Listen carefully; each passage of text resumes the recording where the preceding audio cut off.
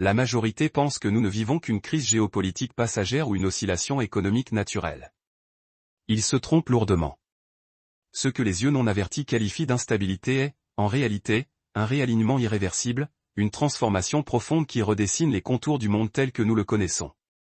Nous ne sommes pas confrontés à un cycle qui se répète inlassablement, mais à un mécanisme d'horlogerie complexe qui a cessé d'être remonté et qui avance inexorablement vers son dernier tour de cadran. Ce qui reste dissimulé aux masses, voilé par l'illusion d'un quotidien immuable, c'est que la convergence troublante entre les menaces nucléaires, le collapsus environnemental imminent et la déliquescence de la moralité n'est en aucun cas une simple coïncidence fortuite. Il existe un schéma mathématique et prophétique, ignoré et négligé pendant des siècles, un détail terrifiant tapi dans les textes anciens, qui décrit avec une précision glaçante le scénario que vous observez aujourd'hui, jour après jour, dans les gros titres des journaux. L'histoire n'est pas à la dérive, ballottée au gré des vents. Non, elle est tirée avec une force implacable vers un point de convergence spécifique, un nœud critique où toutes les lignes de fracture se rejoignent. Imaginez une salle de commandement souterraine, un sanctuaire de décisions graves, éclairé uniquement par la lueur bleutée hypnotique des écrans de cartes stratégiques qui virent au rouge écarlate en temps réel, signalant des points de crise imminents.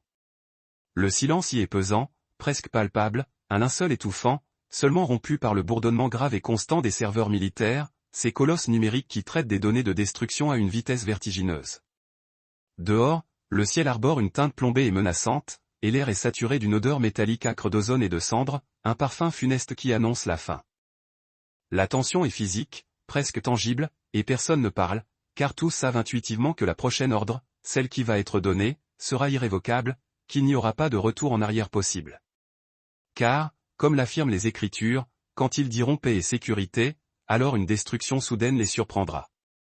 Le monde marche sur le fil d'un rasoir invisible, où la stabilité illusoire que nous connaissons est maintenue non pas par la diplomatie et le dialogue, mais par la peur viscérale et partagée de l'anéantissement total, de la disparition pure et simple. Pendant des décennies, nous avons été conditionnés à croire que les grands conflits appartenaient irrémédiablement au manuel d'histoire, qu'ils étaient des reliques d'un passé barbare que la modernité avait définitivement dépassé. Cette illusion de sécurité a volé en éclats, se brisant en mille morceaux tranchants. Ce dont nous sommes témoins aujourd'hui n'est pas seulement le retour de la guerre de tranchées, avec son cortège d'horreur, mais la normalisation insidieuse d'un langage incendiaire qui, il y a peu de temps encore, était considéré comme un tabou absolu dans les couloirs feutrés du pouvoir. Le mot nucléaire a cessé d'être un murmure craintif dans des salles closes pour devenir une monnaie d'échange cynique dans des discours publics télévisés, regardés et écoutés par des milliards de personnes à travers le monde. L'atmosphère globale a changé de densité, elle s'est alourdie. Il existe une électricité statique palpable dans l'ère géopolitique, une tension sourde qui transcende les frontières artificielles et les barrières linguistiques. Il ne s'agit pas seulement du mouvement incessant des troupes ou du vrombissement assourdissant des moteurs de chasseurs supersoniques qui déchirent le ciel au-dessus de l'Europe ou du Moyen-Orient. Le danger réel, celui qui glace le sang des analystes de renseignement les plus expérimentés, réside dans la facilité déconcertante avec laquelle la destruction massive est envisagée et même considérée comme une stratégie tactique viable. La doctrine de la destruction mutuelle assurée, qui a maintenu les superpuissances en échec pendant la guerre froide, reposait sur la présomption fondamentale que les acteurs en présence étaient rationnels. Or, aujourd'hui, la rationalité semble avoir déserté la table des négociations, supplantée par une ferveur idéologique aveugle et un désespoir grandissant qui rendent soudainement possible l'impensable. Ce changement de paradigme nous ramène directement aux anciennes mises en garde enregistrées dans le livre de Matthieu, au chapitre 24. Le texte ne parle pas seulement des affrontements physiques, des batailles rangées, mais souligne un composant psychologique dévastateur, les rumeurs de guerre. Le génie terrifiant de cette prédiction réside dans sa compréhension aiguë de la psyché humaine. La rumeur est souvent plus destructrice que l'événement lui-même, car elle ronge l'espoir, sème la panique sur les marchés financiers et installe une anxiété chronique au sein de la population. Nous vivons à l'ère de la rumeur numérisée, où une menace proférée sur un continent voyage à la vitesse de la lumière pour provoquer l'insomnie à l'autre bout du globe. La peur est devenue omniprésente, une ombre obsédante qui accompagne chaque bulletin d'information et chaque notification sur nos téléphones portables. Le concept biblique de commencement des douleurs est fondamental pour comprendre le moment présent. L'analogie utilisée n'est pas celle de la mort, mais celle de la naissance, un processus douloureux mais porteur d'espoir. Les douleurs de l'accouchement commencent par des contractions espacées et supportables, mais elles deviennent inévitablement plus fréquentes, plus intenses et impossibles à ignorer. Ce que nous observons sur la scène internationale, c'est le raccourcissement de l'intervalle entre les crises. Autrefois, le monde avait des décennies pour se remettre d'un grand traumatisme global, puis des années. Maintenant, les crises se chevauchent, s'entremêlent. À peine avons-nous fini de faire face à une pandémie mondiale que nous sommes déjà plongés dans des conflits régionaux qui menacent de redessiner la carte du monde. Cette accélération n'est pas un hasard administratif ou politique. C'est la preuve tangible que le système mondial est entré en travail, qu'il est en train de donner naissance à une nouvelle et terrifiante réalité. La technologie de la guerre a progressé à un point où le temps de réaction humaine est devenu pratiquement irrelevant. Les missiles hypersoniques, capables de voyager à 5, 10 fois la vitesse du son, rendent obsolètes les systèmes de défense traditionnels. La décision de riposter ou non, qui autrefois pouvait être soupesée pendant des heures dans des salles de guerre remplies de conseillers, doit maintenant être prise en quelques minutes, voire quelques secondes, par des algorithmes complexes et des intelligences artificielles programmées pour la guerre. Nous sommes en train de confier le destin de la civilisation à des systèmes qui ne connaissent ni la miséricorde, ni l'hésitation, ni la valeur inestimable de la vie humaine. La fragilité de notre existence n'a jamais été aussi palpable. Une simple erreur de calcul, une fausse lecture de radar ou un bluff mal interprété pourrait embraser le ciel d'un feu inextinguible. Ce qui effraie le plus les observateurs attentifs, ce n'est pas seulement l'énorme stock d'ogives nucléaires disponibles, mais la rhétorique désinvolte des dirigeants. Des hommes qui détiennent les codes de lancement parlent de l'utilisation d'armes tactiques nucléaires comme s'ils discutaient de l'emploi de l'artillerie conventionnelle. La ligne morale qui séparait le combat conventionnel de l'Armageddon nucléaire a été effacée dans le sable. Lorsque la menace devient routinière, la société s'engourdit. Nous cessons d'être choqués. Et c'est précisément dans cet état de léthargie collective, où l'absurde devient quotidien, que le danger est le plus grand. La vigilance cède la place au cynisme et la préparation cède la place à la négation. L'humanité marche, somnambule, en direction d'un précipice qu'elle a elle-même creusé. Le scénario décrit par les prophètes anciens sur la fin des temps n'est pas une peinture statique, mais un film en mouvement. Ils ont décrit des nations qui se lèvent contre des nations et des royaumes contre des royaumes à une échelle que l'esprit antique pouvait à peine concevoir, mais que notre technologie a rendu parfaitement viable. La mondialisation, qui promettait d'unir le monde dans le commerce et la paix, a fini par unir le monde également dans le danger. Un conflit localisé en Europe de l'Est provoque la famine en Afrique. Une tension dans le détroit de Taïwan paralyse l'industrie technologique en Occident. Nous sommes un corps unique et l'infection d'un membre affaiblit l'organisme tout entier. Il n'y a plus d'île d'isolement, plus de refuge sur où l'ombre de la guerre moderne ne puisse atteindre. Au-delà de la menace physique immédiate, il y a le collapsus de la vérité. En temps de guerre, la première victime est toujours la réalité des faits. Des campagnes massives de désinformation embrouillent les agresseurs et les victimes, rendant presque impossible pour le citoyen lambda de discerner ce qui se passe réellement. Ce brouillard de guerre mentale prépare le terrain à la peur absolue. Les gens ne savent plus à qui faire confiance ni où se réfugier. Cette désorientation globale est un terreau fertile pour l'émergence de figures autoritaires qui promettent l'ordre en échange de la liberté, la sécurité en échange d'une soumission totale. Le chaos n'est pas l'objectif final, mais le moyen nécessaire pour réorganiser le pouvoir mondial. La rhétorique de dissuasion nucléaire reposait sur l'idée que personne ne serait assez fou pour appuyer sur le bouton, car cela signifierait le suicide collectif. Mais que se passerait-il si le nouveau scénario mondial incluait des acteurs qui ne craignent pas la mort ou qui voient dans le chaos une opportunité messianique ou idéologique? La logique froide de la survie est en train d'être remplacée par des passions religieuses et nationalistes ferventes.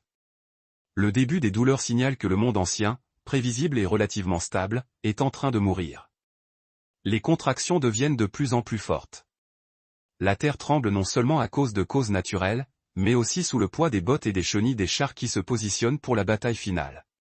Pourtant, alors que les yeux du monde sont rivés sur les grands arsenaux des superpuissances, sur la danse macabre entre l'Occident et l'Orient, un détail crucial passe souvent inaperçu. L'attention globale est détournée vers les grands joueurs, mais les prophéties anciennes pointent vers des coordonnées géographiques très spécifiques. L'étincelle qui déclenchera le prochain niveau de chaos pourrait bien ne pas venir de là où les caméras sont braquées en ce moment. Il existe une ville ancienne, marquée par le temps et l'histoire, qui attend un décret final. Alors que le monde discute des ogives et des traités au cœur du Moyen-Orient, une prophétie oubliée commence à projeter son ombre sur les ruines, préparant le terrain pour un événement qui fera passer la terreur nucléaire pour un simple prélude. La ville menacée, mentionnée dans Isaïe 17, c'est le destin de Damas. Si la tension nucléaire est le nuage sombre qui recouvre l'horizon global, il existe un point géographique spécifique où la foudre est destinée à frapper en premier. Alors que les yeux du monde parcourent les vastes cartes de l'Europe et du Pacifique, l'histoire prophétique pointe vers une coordonnée fixe, une métropole qui a vu des empires naître et mourir alors qu'elle restait debout. Damas, en Syrie, détient le titre de ville continuellement habitée la plus ancienne de la planète. Elle est le témoin oculaire de toute la civilisation humaine post-diluvienne, survivant aux conquêtes, aux pestes et aux tremblements de terre. Cependant, un texte ancien écrit il y a plus de 2700 ans suggère que cette permanence historique a une date d'expiration. Le prophète Isaïe, au chapitre 17 de son livre, décrit un scénario qui défie la compréhension de tout historien. Le texte affirme catégoriquement que Damas cessera d'être une ville et deviendra un tas de ruines. La prophétie ne parle pas d'une conquête, d'une occupation ou d'un changement de régime, des choses que la ville a déjà expérimentées des dizaines de fois. Le texte parle de cessation, d'un effacement existentiel. Pour les érudits des Écritures, c'est l'une des prophéties les plus spécifiques et les plus inquiétantes qui attendent encore un accomplissement littéral et définitif, car malgré toutes les guerres, Damas n'a jamais cessé d'être une ville fonctionnelle. La situation actuelle de la capitale syrienne offre un scénario effroyablement propice à ce dénouement.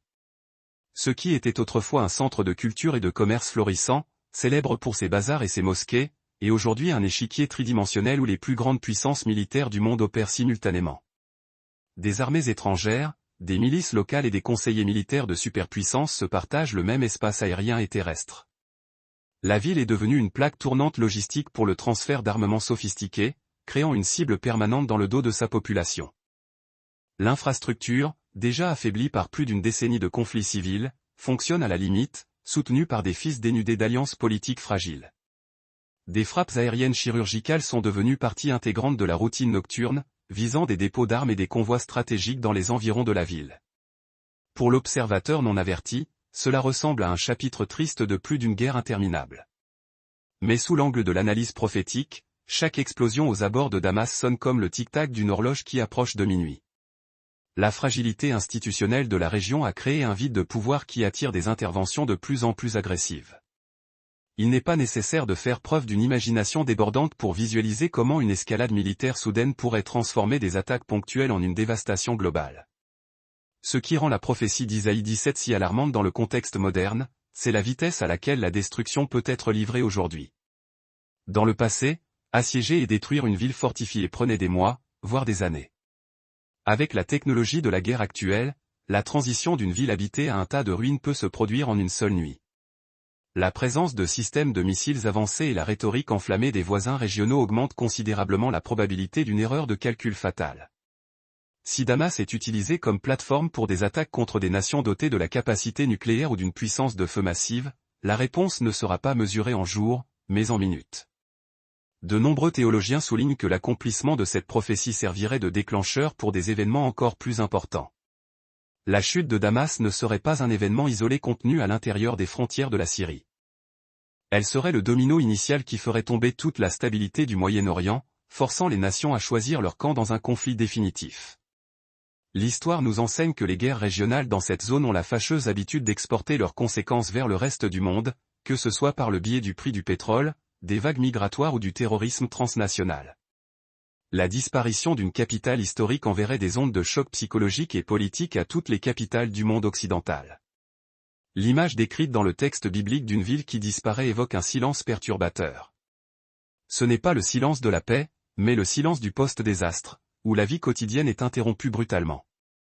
Imaginez les rues millénaires, où l'apôtre Paul a marché et a eu sa vision restaurée, réduite en poussière et en silence. Cette possibilité plane sur la région comme une épée suspendue par un fil. La population vit sa vie quotidienne en essayant d'ignorer l'ombre qui s'allonge sur ses bâtiments, mais la tension est palpable dans l'air, dans les conversations de café et dans les regards inquiets tournés vers le ciel, chaque fois que le son d'un jet franchit le mur du son. Le scénario stratégique suggère que Damas est devenu le point de convergence d'intérêts qui ne peuvent pas coexister. D'un côté, des routes d'approvisionnement pour des groupes militants. De l'autre, des lignes rouges tracées par des nations qui voient dans ces routes une menace existentielle. Lorsque ces lignes sont franchies, la diplomatie cède la place à la force brute. La prophétie d'Isaïe fonctionne donc non seulement comme un avertissement spirituel, mais comme une analyse géopolitique anticipée selon laquelle la tension accumulée dans la région ne peut être dissipée pacifiquement. Elle doit être libérée. Et l'histoire suggère que cette libération sera violente et transformatrice.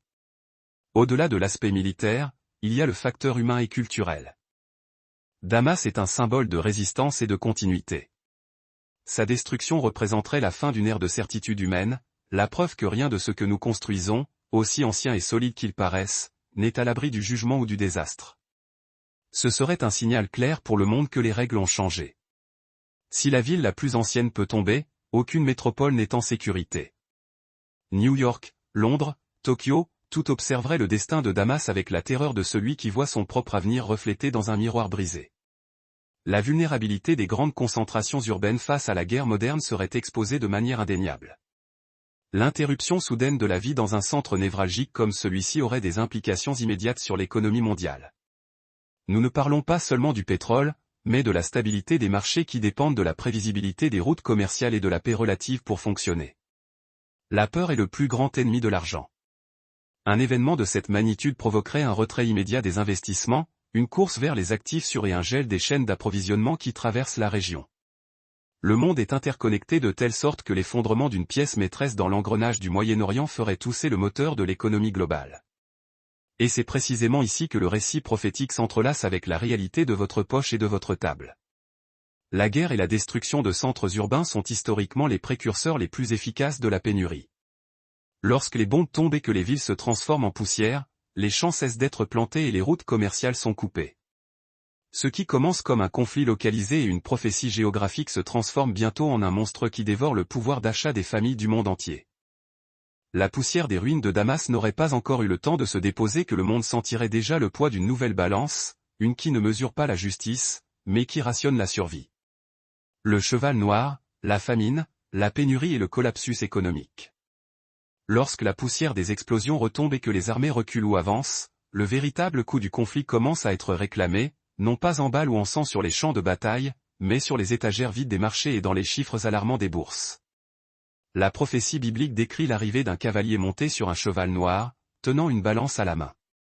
Pendant des siècles, cette image a été interprétée uniquement comme une allégorie distante. Aujourd'hui, elle ressemble de façon troublante à un rapport financier global. La balance n'est pas un symbole de justice, mais de rationnement. Elle représente une époque où la nourriture est pesée gramme par gramme, où la valeur de la monnaie s'effondre devant le besoin biologique le plus élémentaire, manger. L'économie moderne est une toile complexe et incroyablement fragile. Nous vivons sous l'illusion de l'abondance, où nous croyons qu'il suffit d'entrer dans un supermarché pour trouver des produits de tous les coins du monde. Ce que la majorité ignore, c'est que cette logistique dépend d'un flux constant, juste à temps, qui ne tolère aucune interruption. Un blocus dans un canal maritime, une sanction économique ou une guerre dans une région productrice de céréales suffisent à envoyer des ondes de choc qui font s'effondrer toute cette structure. Le cheval noir n'a pas besoin de galoper physiquement dans les rues. Il se manifeste par des taux d'inflation qui rongent le salaire du travailleur avant même la fin du mois.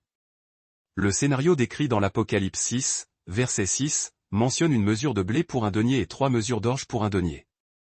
En termes historiques, un denier était le paiement d'une journée entière de travail manuel. La traduction économique pour les jours d'aujourd'hui est terrifiante, l'effort d'une journée entière ne servant qu'à garantir le pain de cette même journée, sans qu'il ne reste rien pour le confort, la santé ou l'avenir. Nous parlons de la fin de la capacité d'accumulation et du début d'une ère de subsistance forcée. Il ne s'agit pas seulement du manque de nourriture, mais de l'hyperinflation qui rend l'argent irrelevante. Nous avons déjà observé les signes précurseurs de ce phénomène. Dans de nombreuses nations, la classe moyenne voit son pouvoir d'achat s'évaporer. Les articles qui étaient considérés comme basiques deviennent des luxes occasionnels. L'inflation des denrées alimentaires est devenue un terme récurrent dans les journaux télévisés, mais peu relie les points pour voir le tableau d'ensemble. La pénurie n'est pas un accident, c'est une conséquence systémique. Lorsque l'énergie devient chère en raison des tensions géopolitiques, l'engrais devient cher, le transport devient cher et la nourriture finale devient inaccessible pour des millions de personnes. Le système se dévore lui-même et la famine cesse d'être un problème exclusif des régions isolées pour frapper à la porte des grandes métropoles occidentales. La balance dans la main du cavalier suggère un contrôle rigoureux. En temps de crise aiguë, le libre marché cède la place au rationnement étatique. L'histoire nous montre que lorsque la nourriture manque, la liberté disparaît. Les populations désespérées acceptent toute mesure de contrôle en échange de la garantie de la survie.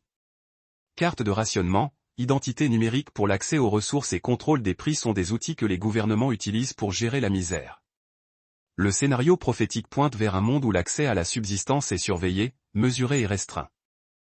La nourriture devient l'arme politique la plus puissante de toutes. Le texte biblique fait une réserve curieuse, ne nuit pas à l'huile et au vin. Cela indique une inégalité brutale qui accompagnera ce collapsus. Pendant que la masse lutte pour le blé et l'orge, la base de la survie, les articles de luxe, représentés par l'huile et le vin, restent disponibles pour une élite qui parvient à se blinder de la crise. La prophétie ne décrit pas la fin totale des ressources, mais une distribution tellement injuste qu'elle génère une tension sociale insupportable. Nous verrons un monde divisé non pas par des idéologies, mais par la capacité de mettre le dîner sur la table. Cette disparité est le carburant parfait pour les révolutions et le chaos urbain. La fragilité des chaînes d'approvisionnement mondiales est devenue évidente ces dernières années. Mais ce qui va suivre, selon le récit du cheval noir, est d'une magnitude différente. Imaginez des récoltes entières perdues, non pas à cause du climat, mais à cause du manque de main-d'œuvre ou des blocus militaires. Imaginez des navires cargo bloqués dans les ports par manque de carburant ou des différends commerciaux. L'étagère vide est le symbole final de l'impuissance du consommateur moderne. Tout l'argent numérique sur le compte bancaire ne sert à rien s'il n'y a pas le produit physique à acheter. La valeur revient au réel, au tangible, au comestible. Dans ce contexte, la terre devient l'actif le plus précieux, non pas l'immobilier urbain spéculatif, mais le sol capable de produire. La sécurité alimentaire devient la priorité numéro 1 de la sécurité nationale pour tous les pays. Les nations qui dépendent des importations seront à. Voici donc que le cheval noir déploie son ombre funeste, tissant une nouvelle toile de domination, un colonialisme d'un genre nouveau, fondé sur la famine et la dépendance. La diplomatie du blé, implacable et froide, se substituera bientôt à celle, plus souple en apparence, du dollar. Celui qui détient le grain, la nourriture essentielle, dictera sa loi, imposera ses conditions. Et celui qui en est dépourvu, celui qui souffre de la disette, devra se soumettre ou périr, un choix cruel et sans merci. L'onde de choc psychologique engendrée par cette pénurie généralisée sera dévastatrice. La faim, ou même la simple menace de la faim, réveillera les instincts les plus primaires, les plus bestiaux qui sommeillent en l'être humain. La solidarité sociale, fragile par nature, aura tôt fait de voler en éclats lorsque la survie de sa propre famille, de ses proches, sera en jeu. Une augmentation vertigineuse de la criminalité, des pillages organisés, des explosions de violence urbaine seront les symptômes directs, les manifestations les plus visibles de ce désespoir grandissant.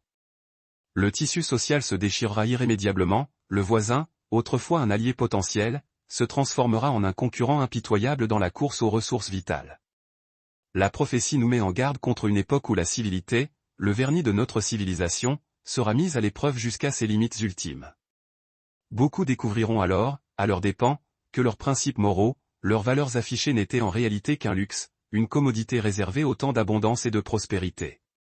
Cependant, la crise économique et la pénurie alimentaire ne sont que les deux faces d'une même pièce, les prémices d'une tempête bien plus vaste.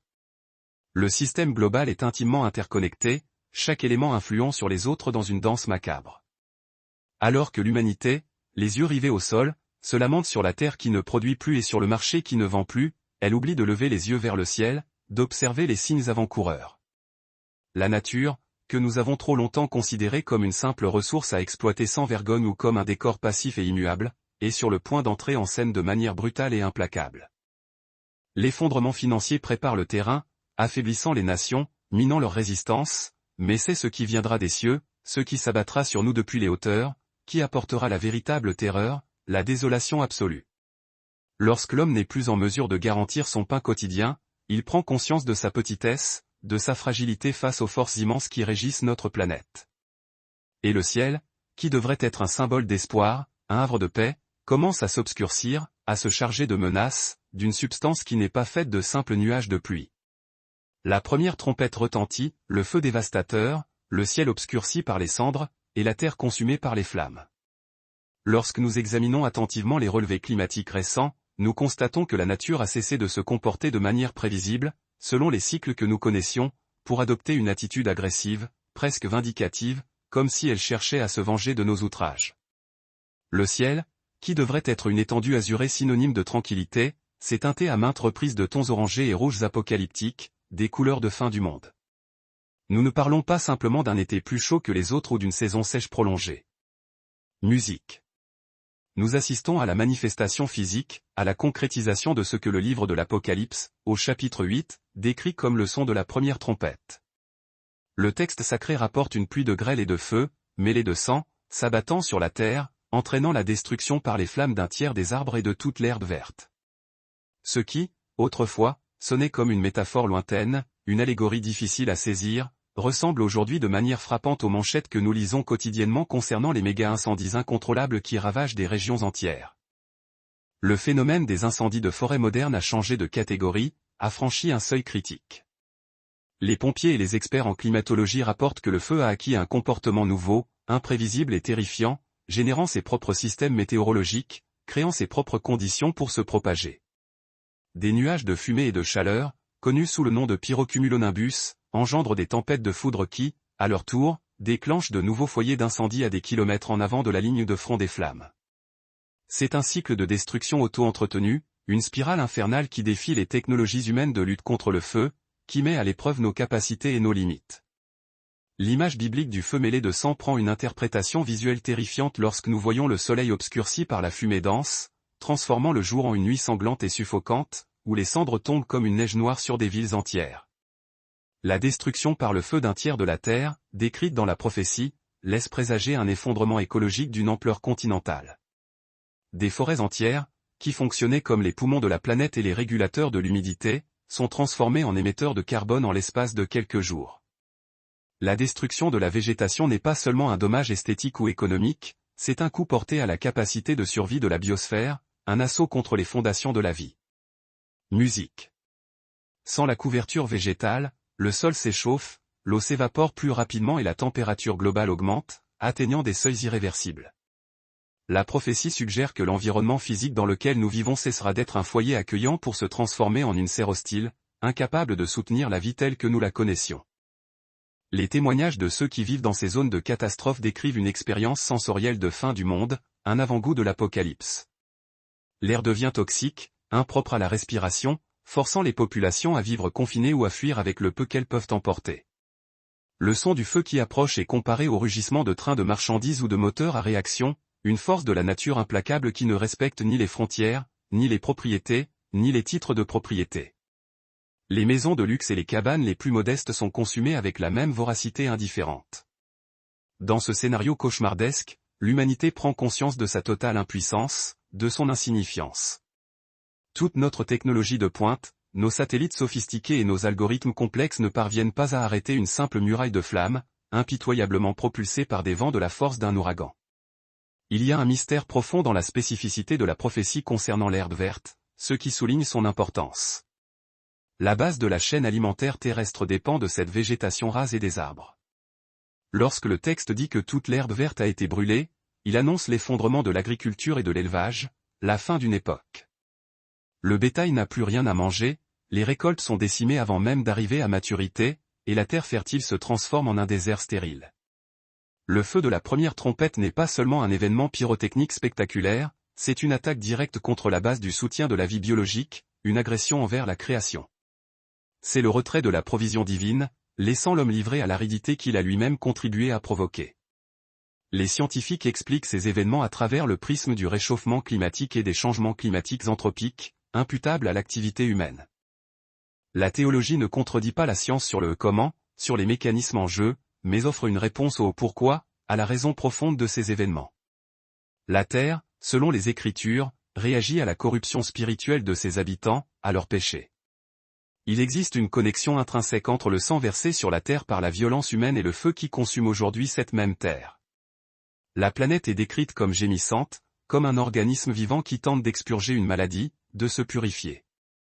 L'augmentation de la fréquence et de l'intensité de ces catastrophes serait donc un avertissement physique, une manifestation tangible d'une réalité spirituelle brisée, d'une rupture avec le divin.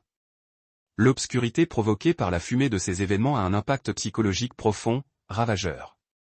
Voir le jour se transformer en nuit en plein midi désoriente le cycle circadien, perturbe nos rythmes biologiques et engendre une dépression collective, un sentiment d'angoisse généralisée. C'est un avant-goût visuel des ténèbres décrites dans d'autres jugements bibliques. La sensation de claustrophobie globale augmente à mesure que les cartes de surveillance des incendies montrent des taches rouges recouvrant des continents entiers, de l'Australie à l'Amérique du Nord, de l'Amazonie à la Sibérie. Il n'y a nulle part où courir, car le phénomène est mondial, il touche l'ensemble de la planète. Le monde est littéralement en flammes, et l'eau disponible ne suffit souvent plus à éteindre le brasier. Le contre-coup de ces événements laisse des cicatrices géologiques profondes, indélébiles. Les inondations et les glissements de terrain suivent fréquemment les grands incendies, car le sol vitrifié, rendu imperméable par la chaleur intense, ne parvient plus à absorber la pluie. C'est une séquence de catastrophes où la Terre, dépouillée de sa protection naturelle, devient instable et dangereuse. Les villes construites dans des vallées ou sur des côtes deviennent des pièges mortels. L'infrastructure humaine, les routes, les réseaux électriques et les barrages commencent à céder sous la pression de ces conditions extrêmes. Ce qui a été construit pour durer des siècles est défait en quelques heures. Cette dévastation environnementale crée un nouveau type de réfugié, le réfugié climatique, celui qui est chassé par le dérèglement. Musique. Des personnes qui ne fuient pas une guerre idéologique ou politique, mais une terre qui est devenue inhabitable, un environnement devenu hostile. Musique. Et c'est ici que le problème environnemental se transforme à nouveau en un problème géopolitique et militaire, un enjeu de pouvoir. Lorsque les ressources de base, telles que l'eau et la terre arable, disparaissent sous les cendres, les populations sont contraintes de se déplacer, de migrer vers des terres plus clémentes. Et lorsque de grandes masses de personnes se mettent en mouvement, les frontières deviennent des points de tension, des zones de conflit potentiels. Le feu qui consume l'Occident prépare le chemin à la migration massive qui viendra de l'Est. Musique. Alors que le monde occidental se débat pour éteindre les flammes dans ses arrière-cours, de l'autre côté du globe, des rivières s'assèchent et des armées gigantesques voient l'opportunité de marcher, de s'emparer de territoires. Les rois de l'Orient. Le chemin vers Armageddon. Apocalypse 16. Alors que l'Occident lutte pour éteindre ses incendies et sauver ses économies chancelantes de l'autre côté du globe, un mouvement différent se produit, marqué non par le chaos, mais par une discipline militaire terrifiante. Le livre de l'Apocalypse, au chapitre 16, décrit le 6e fléau déversé sur le grand fleuve Euphrate. Le but de cette action divine, ou permise, n'est pas la sécheresse en elle-même, mais la conséquence stratégique qu'elle entraîne, afin de préparer le chemin aux rois qui viennent de l'Orient. Pendant des millénaires, l'Euphrate a servi de barrière naturelle infranchissable, musique. Une ligne de démarcation qui protégeait l'Occident des invasions orientales et vice-versa. Aujourd'hui, des images satellites montrent l'impensable, l'inimaginable. Musique. Le lit du fleuve se transforme en terre sèche, transformant une barrière liquide en une autoroute de poussière, prête à être parcourue.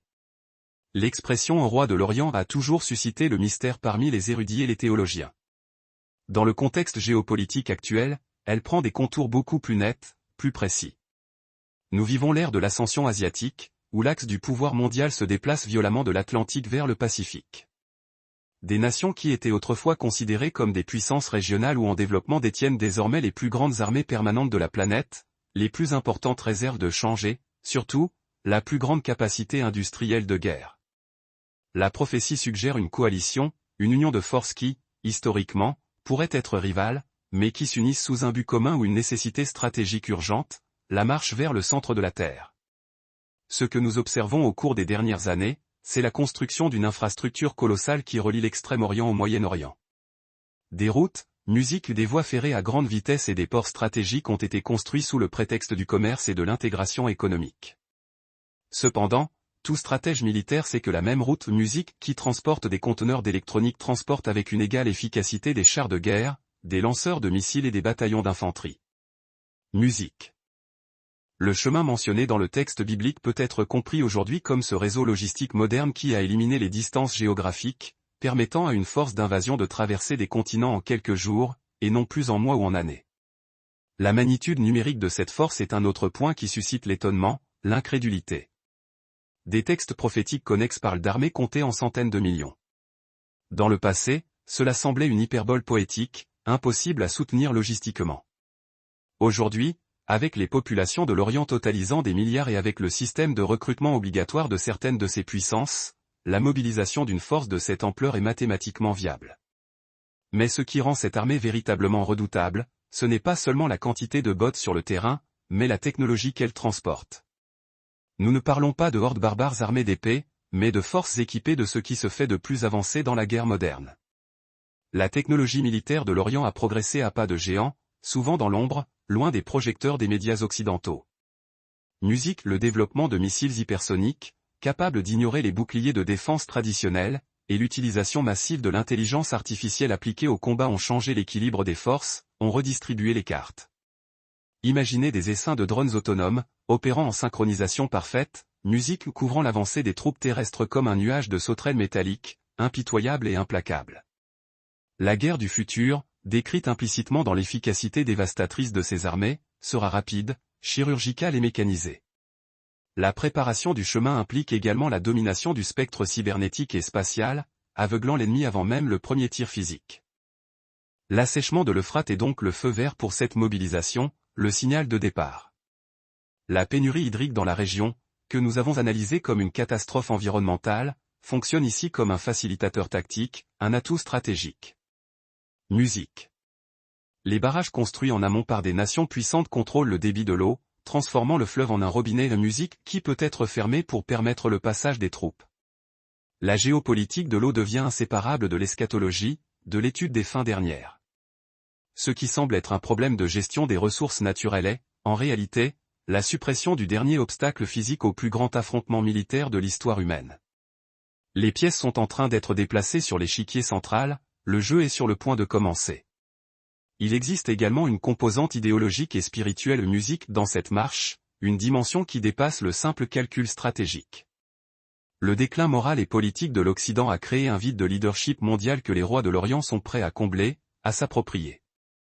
Ils apportent avec eux un modèle de société différent, basé sur le collectif plutôt que sur l'individu, sur l'ordre plutôt que sur la liberté sans limite. Pour un monde fatigué du chaos et de l'anarchie, cette force peut initialement ne pas apparaître comme une invasion hostile, mais comme une intervention nécessaire pour restaurer l'ordre, pour remettre les choses en place. La prophétie, cependant, nous avertit que la destination finale de cette marche n'est pas la paix, mais un lieu appelé Armageddon, un champ de bataille où se jouera le sort du monde. Ils ne viennent pas pour négocier, ils viennent pour combattre, pour imposer leurs lois.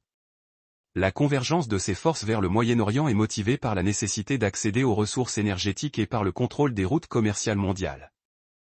Mais il y a quelque chose de plus profond qui attire ces nations comme un aimant, une force invisible. Jérusalem et ses environs ont toujours été le point névralgique des tensions spirituelles du monde, le lieu de toutes les convoitises.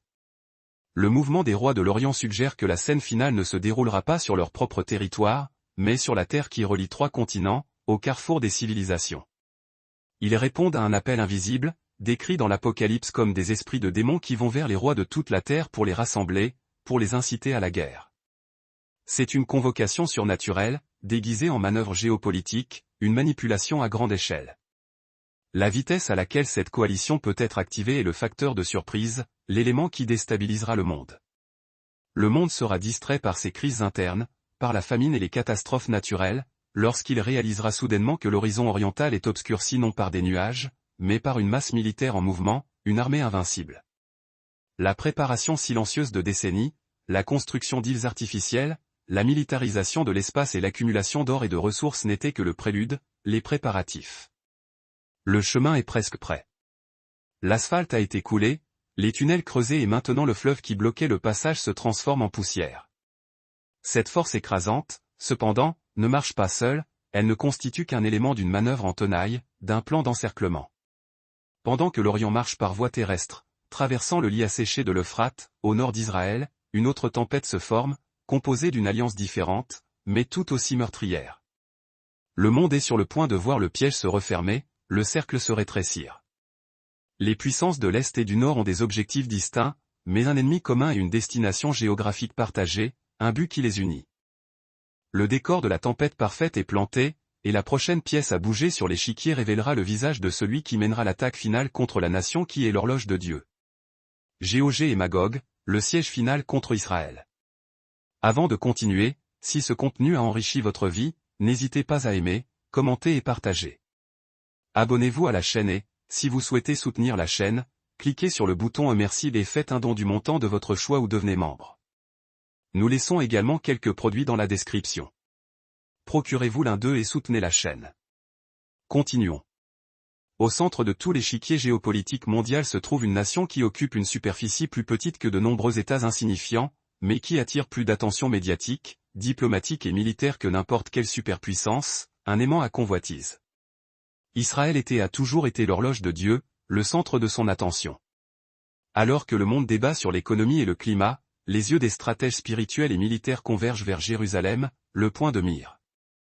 La stabilité de cette petite démocratie au Moyen-Orient est une illusion fragile, soutenue par une technologie de pointe et un état d'alerte permanent. Mais la prophétie d'Ézéchiel, chapitres 38 et 39, décrit un moment où cette sécurité sera mise à l'épreuve par une coalition impossible à contenir par des moyens humains, une force irrésistible. Le texte biblique identifie un chef mystérieux ou un titre de leadership appelé Géog, du pays de Magog, prince-chef de Méchec et de Tubal. Géographiquement, la plupart des érudits pointent vers les régions de l'extrême nord par rapport à Israël. Pendant la guerre froide, il était courant d'associer cette prophétie uniquement à l'Union soviétique, à la menace rouge. Aujourd'hui, l'analyse s'est élargie et est devenue plus complexe, plus nuancée. Nous voyons la formation d'une alliance militaire et économique solide entre les puissances du Nord et les nations persanes et africaines, une convergence d'intérêts. Exactement comme la liste des alliés décrite par Ézéchiel, une reproduction fidèle. Des pays qui, historiquement, avaient peu en commun, partagent désormais des bases militaires, une technologie de drone et une haine stratégique unifiée contre l'État juif, un objectif partagé. La prophétie utilise un langage viscéral pour décrire la motivation de cette attaque, la raison profonde de leur animosité. Dieu dit qu'il mettra des crocs aux mâchoires de Géog et le tirera dans la bataille, qu'il le forcera à agir. Cela suggère que l'invasion ne sera pas motivée uniquement par la haine idéologique, mais par une nécessité irrésistible, presque involontaire, une force qui les dépasse. Il pourrait s'agir de la découverte de ressources naturelles massives, comme les vastes réserves de gaz naturel en Méditerranée, ou d'une position stratégique vitale qui devient indispensable à la survie de ces puissances du Nord, un enjeu de survie. L'agresseur pensera qu'il agit de sa propre volonté, qu'il formule un mauvais dessein, mais en réalité, il sera entraîné dans un piège divin tendu dans les montagnes d'Israël, manipulé par une puissance supérieure. Le scénario décrit par Ézéchiel présente un détail qui intrigue les analystes actuels, qui suscite leur curiosité. Israël est décrit comme une terre de villages non fortifiés, habitée par un peuple qui vit en sécurité, qui se sent protégé. En regardant l'Israël d'aujourd'hui, avec ses murs de séparation, son dôme de fer et son armée toujours mobilisée, il semble y avoir une contradiction, une incohérence. Cependant, les accords de paix récents et la normalisation des relations avec les voisins arabes pourraient créer dans un avenir proche ce faux sentiment de sécurité, cette illusion de paix. Ou peut-être la sécurité décrite est-elle l'arrogance technologique, la croyance que leurs systèmes de défense à laser cybernétique ont rendu les murs physiques obsolètes, inutiles. C'est exactement lorsque la garde baisse que le coup est porté, lorsque l'ennemi se croit en sécurité. La tempête qui se forme au nord est décrite comme une nuit qui couvre la terre, une menace omniprésente. Il ne s'agit pas d'une escarmouche de frontières ou d'attaques terroristes isolées, mais d'une invasion de masse coordonnée et écrasante, un assaut en règle. La coalition décrite réunit la puissance militaire brute du Nord avec la ferveur religieuse et la masse humaine du Sud et de l'Est, un mélange explosif. C'est le cauchemar logistique ultime pour les forces de défense d'Israël, un défi insurmontable. Une attaque simultanée sur plusieurs fronts, conçue pour saturer les défenses et anéantir la capacité de réponse, pour paralyser la riposte.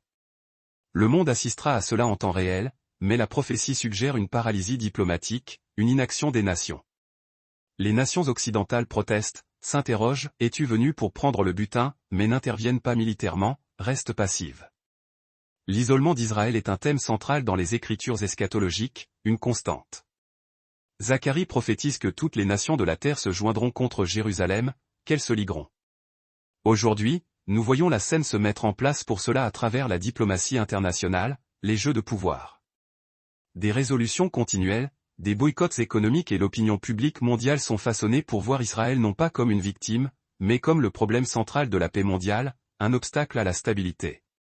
Cet isolement est nécessaire à l'accomplissement prophétique, car la libération d'Israël ne viendra pas de la cavalerie américaine ou des Nations Unies, mais d'une intervention surnaturelle directe, d'une puissance divine.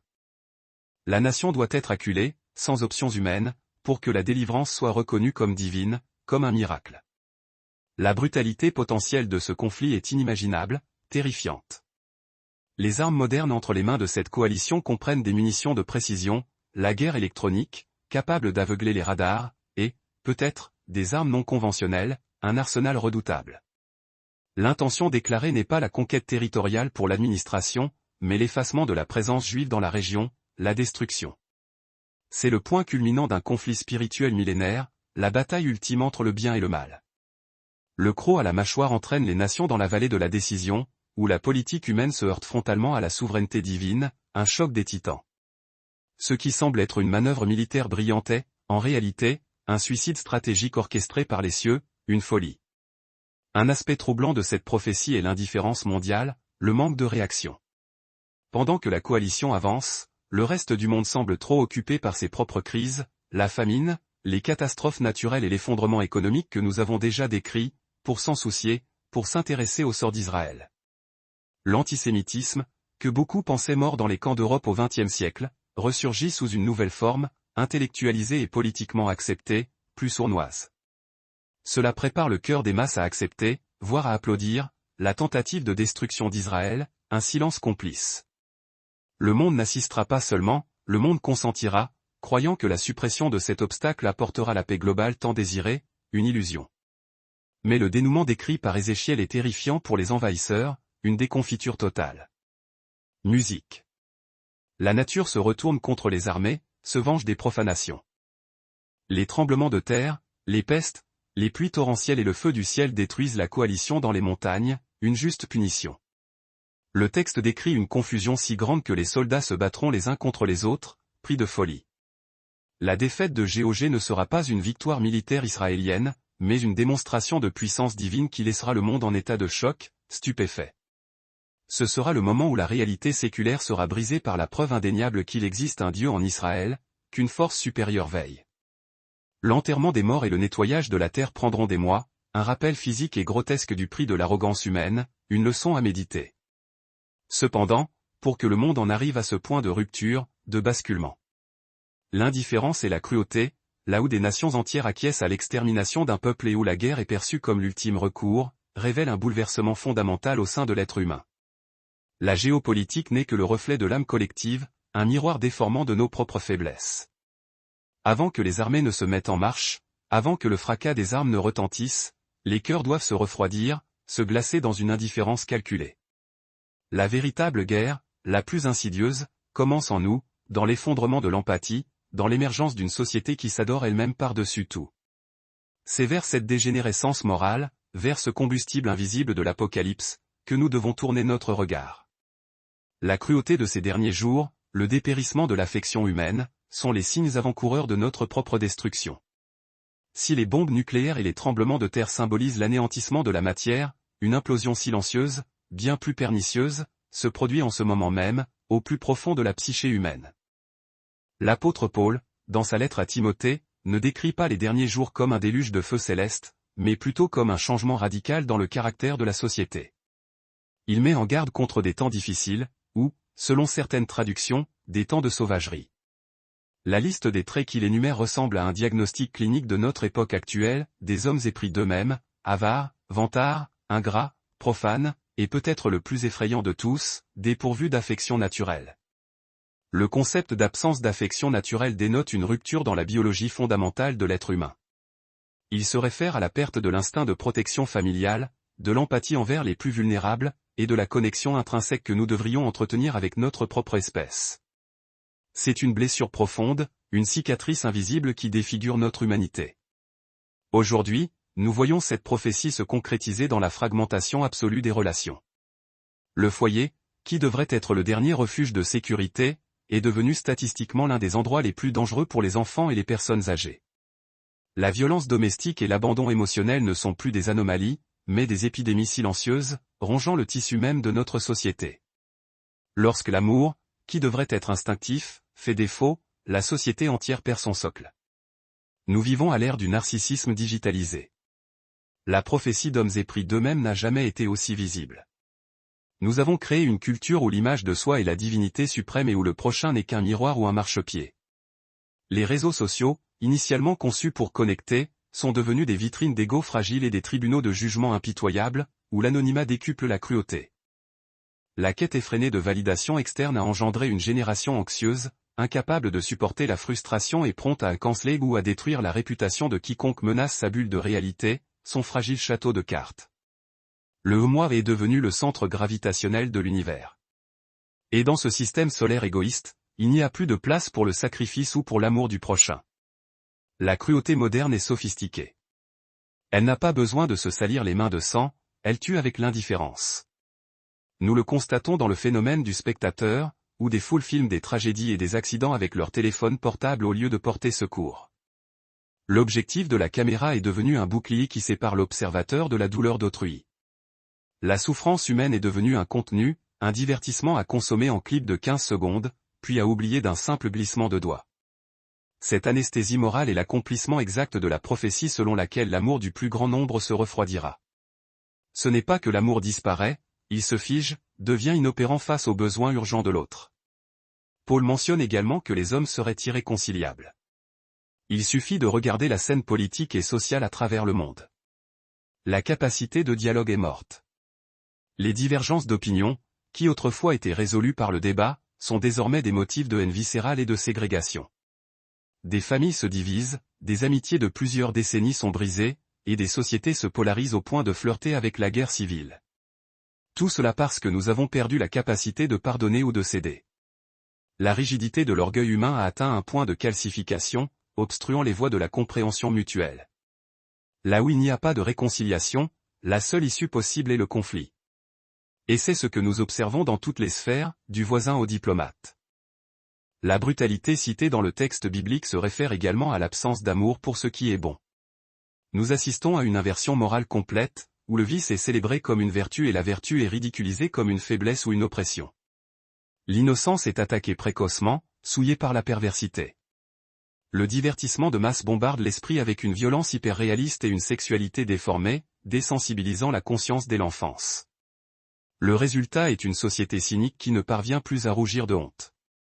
Lorsque la boussole morale est brisée, toutes les directions se valent.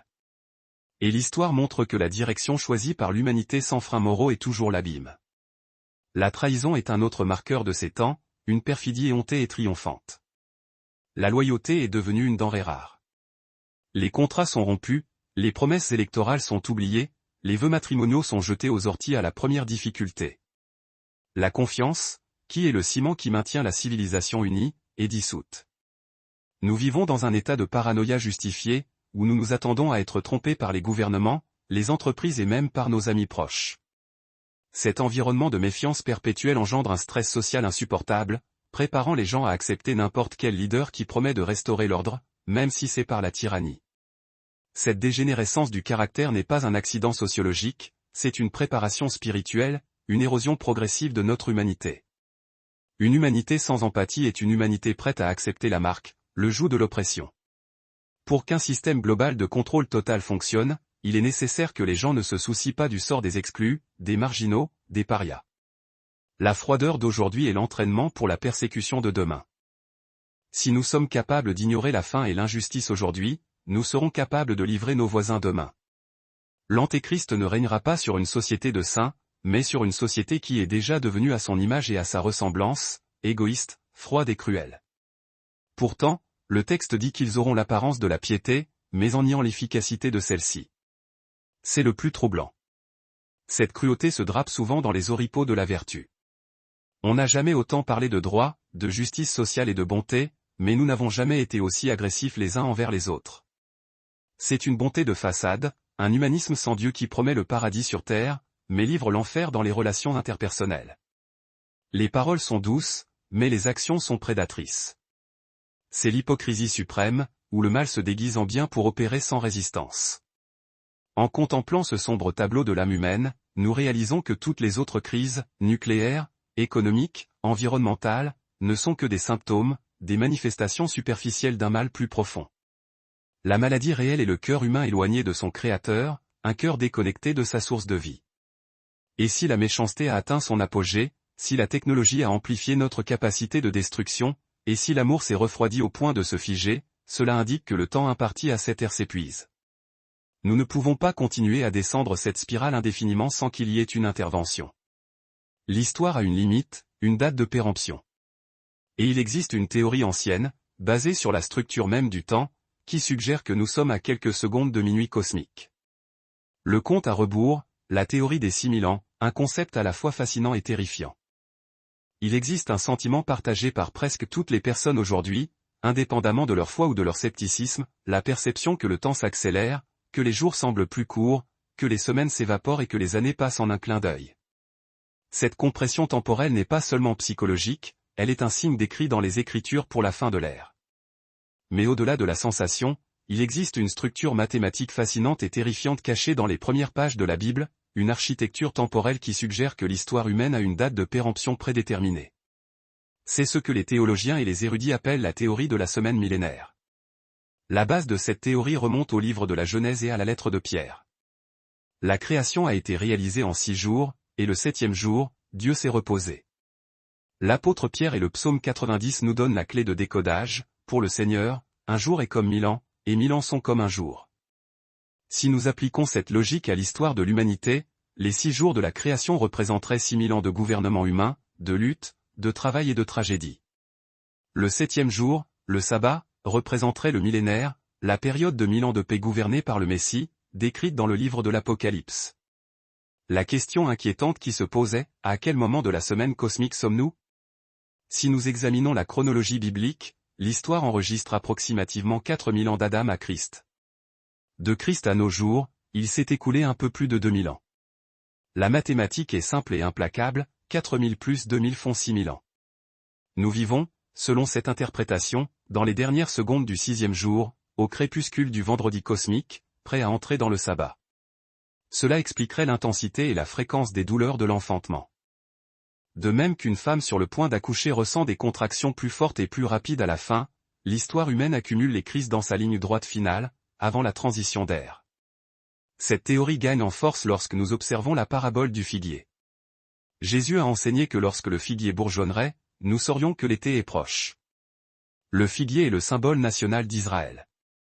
Après près de 2000 ans de dispersion, Israël est rené en tant que nation en un seul jour, en mai 1948. Jésus a affirmé que cette génération ne passerait pas avant que toutes ces choses n'arrivent. Si la génération qui a vu la renaissance du figuier est la génération terminale, alors l'horloge prophétique ne se contente pas de tourner, elle égrène les derniers tics, juste avant minuit. Le retour des Juifs sur leur terre n'était pas un hasard politique, mais le déclenchement du chronomètre final, le signal d'une fin imminente. De nombreux critiques affirment que des dates ont déjà été fixées dans le passé et que rien ne s'est produit. La différence cruciale aujourd'hui est la convergence. À aucun autre moment de l'histoire n'avons-nous eu simultanément la capacité technologique de détruire le monde nucléaire, la capacité de contrôler le commerce globalement, avec la monnaie numérique, le renouveau d'Israël, la dégradation morale absolue et les catastrophes environnementales à l'échelle biblique. Dans le passé, nous avions un ou deux de ces signes isolés. Aujourd'hui, nous les avons tous qui opèrent en synergie maximale. C'est comme une tempête parfaite, où toutes les variables s'alignent pour un événement singulier. La science séculière elle-même parle d'une singularité ou d'un point de non-retour.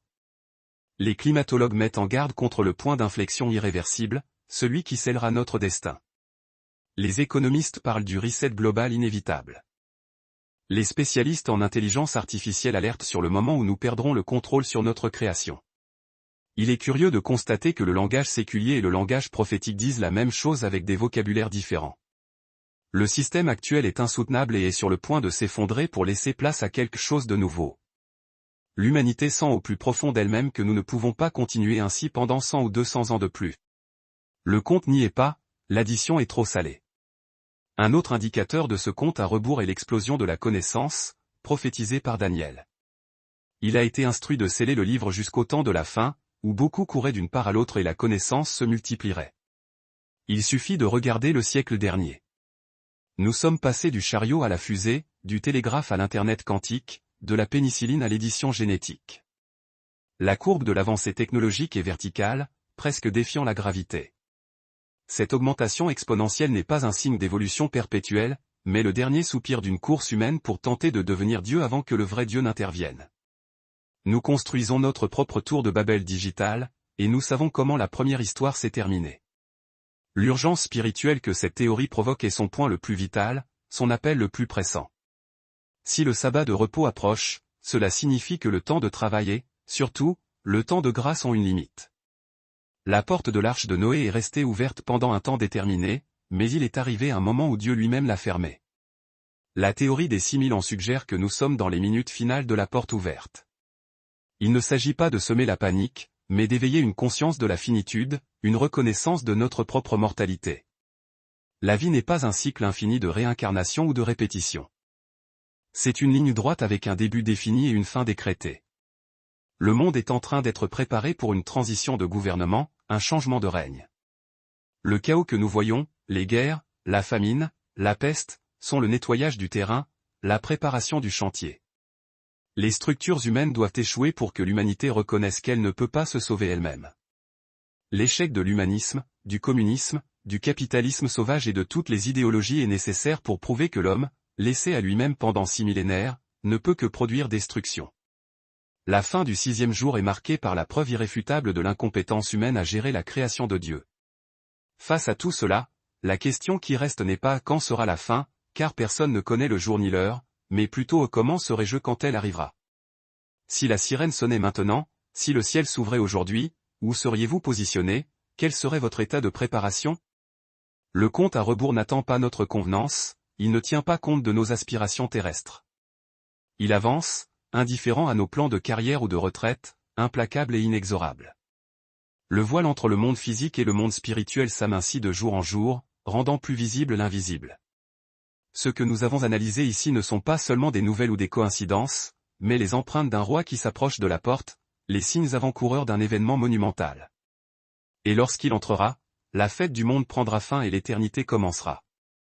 La technologie débridée, la nouvelle tour de Babel et l'œil qui voit tout, une toile complexe de prophéties enchevêtrées. Il y a une prophétie dans le livre de Daniel qui est restée scellée pendant des millénaires, attendant le moment exact pour prendre tout son sens. Le texte dit que au temps de la fin, beaucoup courront d'une part à l'autre et la connaissance se multipliera. Pendant des siècles, cela a été interprété comme l'avancée de l'exploration géographique, la découverte de nouvelles terres. Aujourd'hui, nous comprenons qu'il s'agit d'une explosion de données et de vitesse, une accélération sans précédent de l'information. Jamais dans l'histoire de l'humanité nous n'avons avancé autant en si peu de temps. En moins d'un siècle, nous sommes passés du transport à cheval à l'informatique quantique et à l'intelligence artificielle, un bond technologique vertigineux. Mais ce progrès n'est pas gratuit, il a un prix caché. Nous construisons brique digitale par brique digitale les barreaux de notre propre prison, le cadre d'une surveillance omniprésente. L'omniprésence de la technologie a créé un système de surveillance que même les régimes les plus autoritaires du passé ne pouvaient qu'imaginer. Les caméras avec reconnaissance faciale, le suivi de localisation en temps réel et les algorithmes qui prédisent notre comportement avant même que nous n'agissions ont fait de la vie privée une relique historique, un souvenir d'une époque révolue.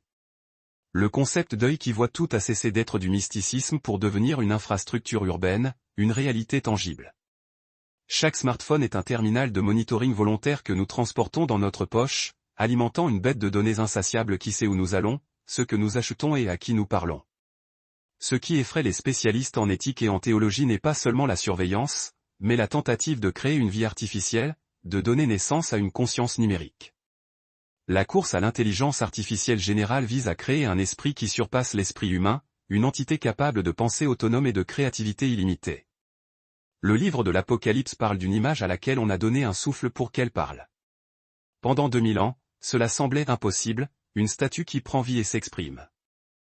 Aujourd'hui, nous conversons avec des machines qui imitent l'empathie, la voix et le raisonnement humain avec une précision troublante.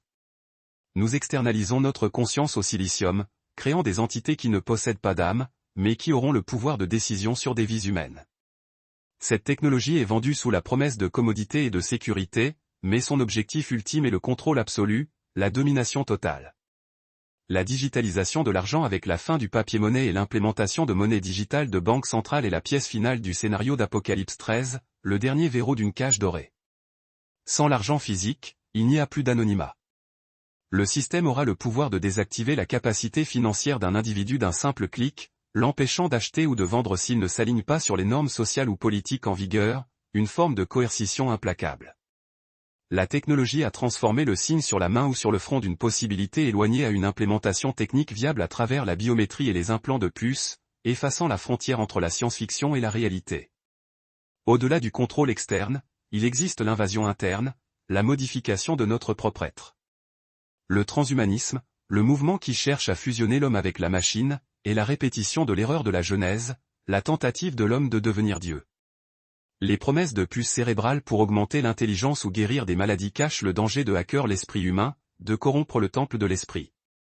En altérant notre biologie avec la technologie, nous courons le risque de corrompre le temple de l'esprit, notre humanité basique créée à l'image de Dieu. C'est la réédition de la tour de Babel, mais cette fois la tour n'est pas faite de briques pour toucher le ciel, mais de codes pour atteindre l'immortalité digitale, une quête illusoire de transcendance. La dépendance technologique a également créé une fragilité systémique sans précédent, une vulnérabilité cachée. Toute notre civilisation, l'eau, la lumière, la logistique, les hôpitaux, fonctionnent sur des logiciels vulnérables, susceptibles d'être compromis. Une attaque cybernétique massive ou une tempête solaire pourrait renvoyer le monde à l'âge sombre en quelques heures, mais avec une population qui ne sait plus survivre sans application.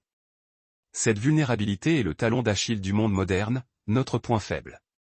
Nous croyons être la génération la plus puissante de l'histoire, mais nous sommes la plus dépendante. Il suffit de tirer la prise pour que le chaos règne. La séduction de l'écran noir est hypnotique, une addiction insidieuse. Le monde virtuel est devenu plus réel et important pour la majorité des gens que le monde physique. Cette déconnexion de la réalité prépare le terrain pour des tromperies spirituelles profondes, une manipulation de la perception. Si nous ne parvenons pas à distinguer une image générée par l'IA d'une photo réelle, comment distinguerons-nous la vérité du mensonge lorsque la grande tromperie se manifestera? La technologie a saturé nos sens, volé notre silence et occupé l'espace où il devrait y avoir réflexion et connexion avec le divin, une communion spirituelle. Nous sommes trop distraits pour nous rendre compte que le réseau qui nous connecte est le même réseau qui est sur le point d'être tiré, un piège tendu sous nos pieds. L'avancée effrénée n'est pas un signe d'évolution, mais de rapprochement de la fin, un compte à rebours implacable. La science humaine tente de briser les sceaux que Dieu a placés sur la nature, transgressant les limites. La manipulation génétique, le collisionneur de particules, l'intelligence artificielle consciente, nous jouons avec des forces que nous ne comprenons pas totalement, ouvrant des portails que nous ne pourrons peut-être pas refermer, libérant des énergies incontrôlables. La technologie nous a donné des pouvoirs de Dieu, mais nous avons conservé les instincts de bête. Et cette combinaison est la formule exacte pour l'autodestruction prophétisée, la recette d'un désastre inévitable. Le système est prêt, l'infrastructure a été montée, méticuleusement construite.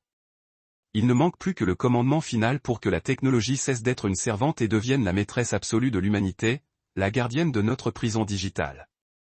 Tout ce que nous avons parcouru jusqu'à présent, le feu, la pénurie, la technologie qui emprisonne et les armées qui marchent, ne sert pas seulement à informer l'esprit, mais à ébranler l'âme, à provoquer un réveil spirituel. Face à la magnitude de ces événements globaux, l'être humain prend conscience de sa véritable dimension, de sa petitesse. Nous sommes petits, fragiles et incapables de contrôler le lendemain, des créatures vulnérables. La peur qui surgit en regardant cet horizon sombre n'est pas une erreur, c'est un signal, un avertissement.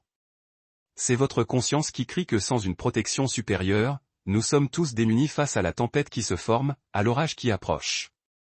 Les murs que nous construisons, qu'ils soient financiers, émotionnels ou physiques, sont faits de papier face au souffle de ce qui est à venir, ils ne résisteront pas. Le monde change de main, l'ancien s'effondre. Les royaumes de la terre sont ébranlés pour que seul le royaume inébranlable demeure, le seul refuge véritable. Il n'y a pas d'abri souterrain, de compte bancaire ou de localisation géographique qui puisse garantir la paix lorsque la structure même de la création entre en ruine, lorsque les fondations sont détruites. Mais il existe un refuge qui n'est pas fait de béton et d'acier, un lieu sûr. Il existe un nom qui a été établi au-dessus de tout nom, une tour forte où le juste court et est en sécurité, un havre de paix. L'histoire ne marche pas vers la fin, mais vers une rencontre, une confrontation ultime. Et la question la plus importante de votre vie n'est pas sur la politique ou l'économie, mais sur la façon dont vous serez habillé pour cette rencontre, votre préparation spirituelle. Peut-être qu'en entendant parler de ces vérités, vous ressentez quelque chose au-delà de la curiosité, une résonance intérieure. Peut-être ressentez-vous un poids sur la poitrine, une inquiétude ou un désir profond de ne pas être laissé pour compte, de ne pas être pris au dépourvu. N'ignorez pas cette sensation, elle est capitale. Ce n'est pas de la peur, c'est l'Esprit Saint qui frappe à la porte de votre cœur pendant qu'il est encore temps, un appel à la repentance. La porte de l'arche est encore ouverte, mais le ciel commence déjà à s'assombrir, les nuages s'amoncellent. Si vous reconnaissez que vous avez besoin d'un sauveur, ne remettez pas cela à demain, car demain est précisément le mystère qui nous préoccupe, le terrain de nos angoisses. Si vous souhaitez affirmer votre alliance aujourd'hui, si vous voulez avoir la certitude que, quoi qu'il arrive dans le monde, votre âme est en sécurité entre les mains du Créateur, alors agissez. Délai, fais de cet instant ton point de repère, ton tournant décisif. Je te prie, bercé par cette mélodie divine, d'inscrire publiquement ton engagement, non pas sous forme d'un simple commentaire éphémère, mais comme un acte de foi inébranlable et de courage absolu.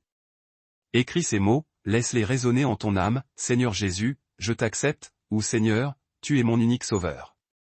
Que ces paroles soient gravées à jamais comme le témoignage sacré du jour où tu as choisi l'éternité glorieuse plutôt que les plaisirs passagers et illusoires de ce monde.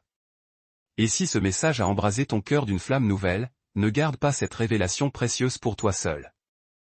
Autour de toi, il y a des âmes qui errent, des amis, des membres de ta famille, qui vivent comme si de rien n'était, somnambules au bord d'un précipice abyssal. Ils ignorent le danger imminent qui les guette.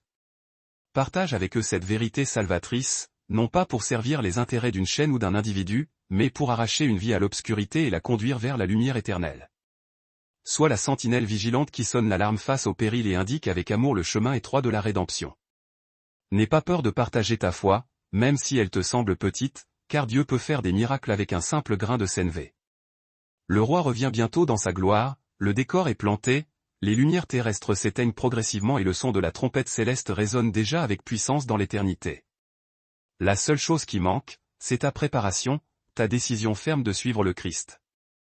Reste dans la paix parfaite qui surpasse toute intelligence humaine, cette paix divine qui garde nos cœurs et nos pensées en Jésus-Christ. Maranatha. Viens, Seigneur Jésus. À la prochaine rencontre, dans la grâce et l'amour du Seigneur. Oh. M.